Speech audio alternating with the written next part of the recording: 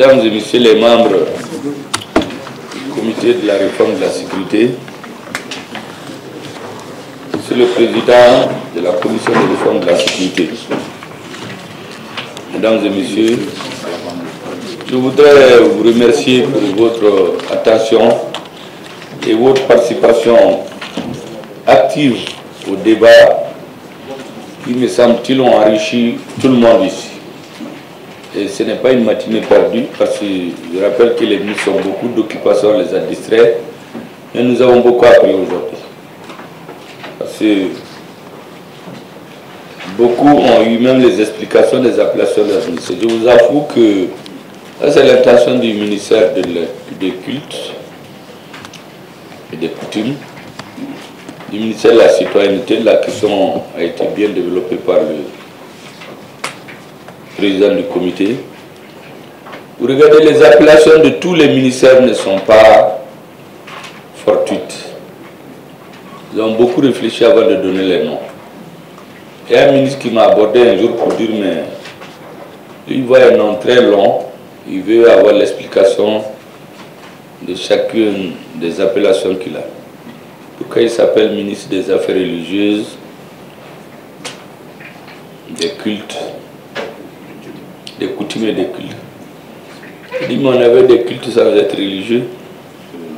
Il y a des gens au Mali encore qui sont des Maliens. Ils ne sont ni chrétiens ni musulmans, ils ne sont pas monothéistes, ils sont maliens. On est dans un État laïque, donc tous les citoyens, l'État se tient à équidistance de tous les citoyens.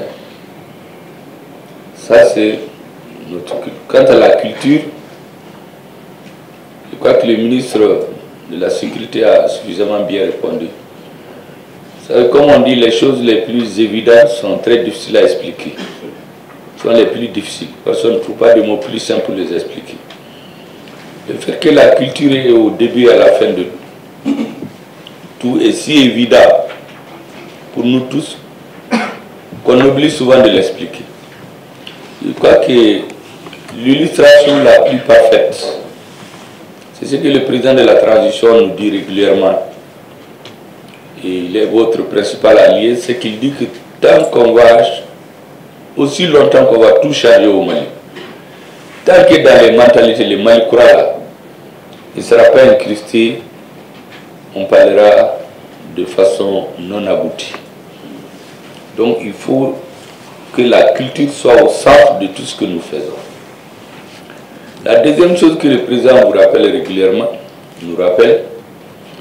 c'est de dire que même si nos braves militaires occupent tout le pays, ils imposent la sécurité physique, aussi longtemps qu'il y aura l'injustice et la corruption, le pays ne sera jamais en sécurité. Donc, exactement ce que vous venez de dire, c'est le leitmotiv même de l'action gouvernementale. Et ce n'est pas par hasard que le président de temps en temps rappelle ça dans ses conclusions. Le rôle de la culture et le besoin de justice des Maliens. Deuxièmement, je voudrais vous dire que vous savez, chaque fonction, elle n'est importante que par la vision, les convictions et l'action de celui qui l'occupe. Les fonctions, c'est des écritures. C'est les hommes qui donnent du sens à une fonction. L'exemple le plus terre à terre, je le donne à toutes les réunions, même ici c'est la deuxième fois. Je dis notre pays, aujourd'hui même ceux qui ne sont pas favorables au gouvernement de transition, c'est leur droit, c'est des citoyens. Ils ont le droit de ne pas être d'accord. Ne remettent pas en cause la montée en puissance de l'armée. Pourtant c'est les mêmes militaires, c'est le même pays. Le terrorisme s'est même aggravé. Parce que le leadership et la vision politique a changé.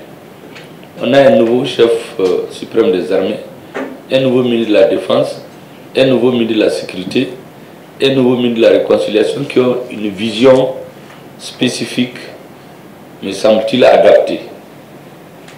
Du moment où certains se moquaient des militaires, aujourd'hui tout le monde est fier d'être un militaire, d'être un porteur en uniforme.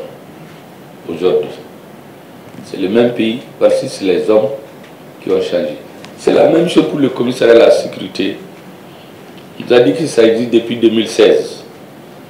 C'est un nouveau contenu aujourd'hui parce que les hautes autorités ont donné des instructions claires, ont analysé la situation. On a vu là, il faut concentrer les efforts pour ne pas nous disperser. C'est pour cela que tout ce qui concerne la sécurité, qui était dispersé à la présidence, à la primature, on a concentré au ministère de la Sécurité. Tout ce qui concerne la gestion du Nord, nous allons le concentrer au niveau du ministère de la Réconciliation pour qu'il y ait une dynamique positive dans la mise en œuvre des missions. Je voudrais à ce effet donc féliciter le ministre de la Sécurité, le président du comité, qui ont donné du sens à l'existence de cette structure.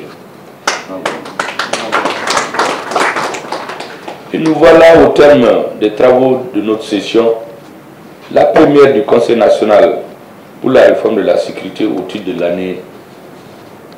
Je me dois de saluer et remercier, je l'ai déjà dit, mais on ne cessera jamais de dire du bien, le commissaire à la réforme du secteur de la sécurité, l'ensemble de son personnel pour la qualité des présentations faites et pour les réponses apportées aux interrogations lors de la session, lesquelles réponses ont été renforcées, je dirais, par le ministre de la Sécurité qui a suffisamment bien balisé le terrain pour que nous puissions mieux comprendre les réponses.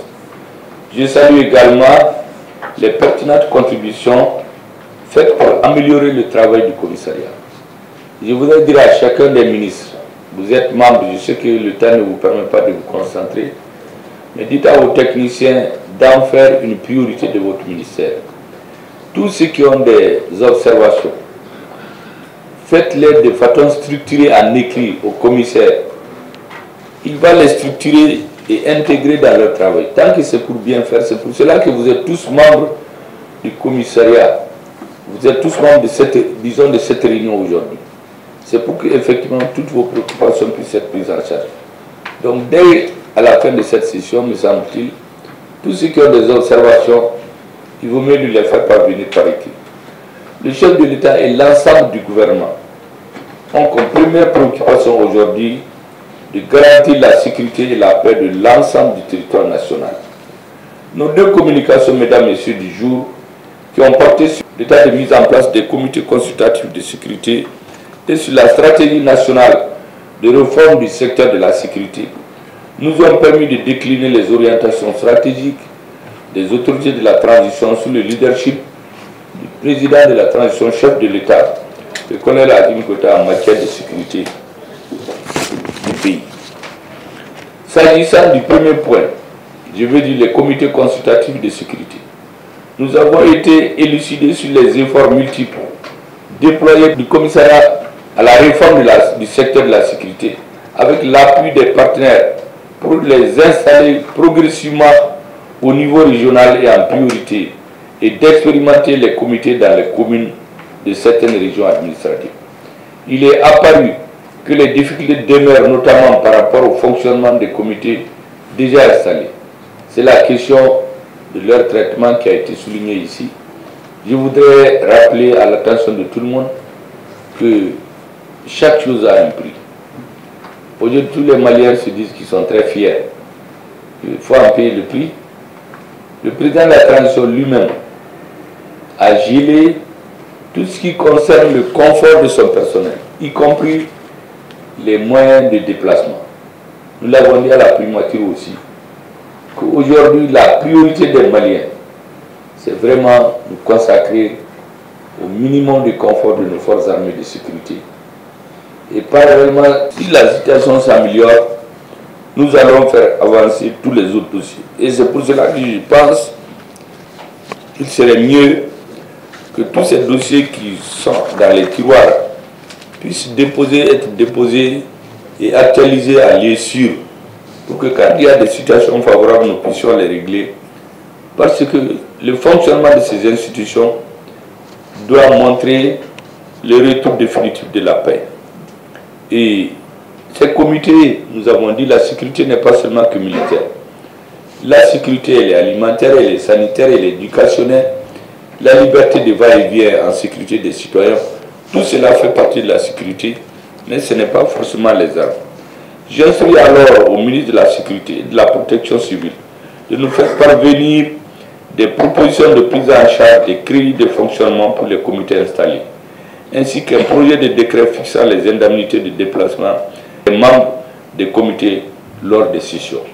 Ces propositions seront soumises dans les brefs délais au ministère de l'Économie et des Finances pour analyser les possibilités de leur prise en charge budgétaire sous l'autorité, bien sûr avec l'accord du président de la tranche. Je voudrais aussi remercier l'ensemble des partenaires qui accompagnent le commissariat du secteur de la sécurité pour rendre opérationnels les comités et les inviter à poursuivre leur appui. Quant à la stratégie nationale, je voudrais inviter l'ensemble des membres du gouvernement à sa diligente mise en œuvre conformément au plan d'action triennal prioritaire de 2022-2024. Le commissariat à la réforme du secteur de la sécurité nous fera le point de son état d'exécution tous les 6 mois, conformément au décret du 9 juin 2016, modifié par le décret du 4 avril 2022, fixant le cadre institutionnel du secteur de la sécurité. Mesdames et messieurs, je voudrais à ce stade déclarer clos les travaux de la première session du Conseil du secteur de la sécurité pour l'année 2023. Et vous remercie de mon vote aimable attention. Que Dieu vous bénisse tous et merci bien, la séance est levée. Merci.